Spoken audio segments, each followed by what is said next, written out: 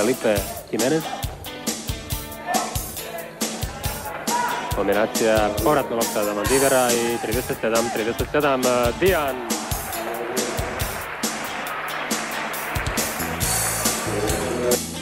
Martinez. Marković. Marković u pitu. Ne pogađa. Marić. Baldwin. Dijan. Dijan. 43-39. Polako ali sigurno Zadar dobiva igrača. Asopra. Marić. Baldwin. Osobna pogreška na Dijanu.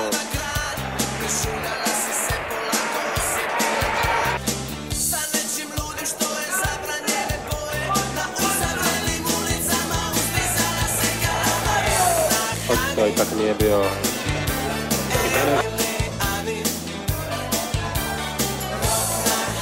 Marić.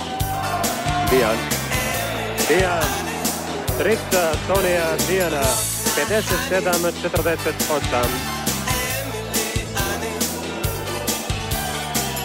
Tone Dijan. Ispred njega Pedro Robles. Marić. 5 sekundi. Dijan. Osnovna pogreška Vandiver. I bit će, zaista se bliži pobjedi protiv Estudiantesa.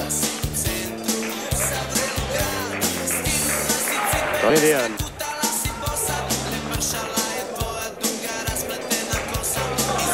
I 11 koševa Dijana. Asopra. Dijan.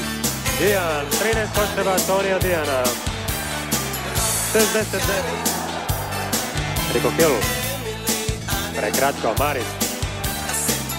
Dijan. Dijan. 15 koševa Tonija Dijana. 71-58. Dobila je zadarska publika novog ljubimca. Toni Dijan.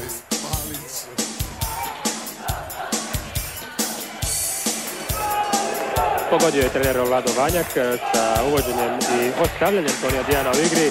16 koševa Dijana, 72, 5 sekundi za napad Zadra. Baldwin, Pečinović. Ne ide, ali skočio je Dijan u napadu. I osnovna pogreška. 3 osnovne pogreške ima Martinez.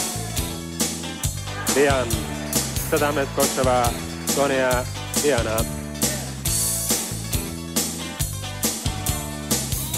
Postavljene strane Pečinović u 11. skoku napadu.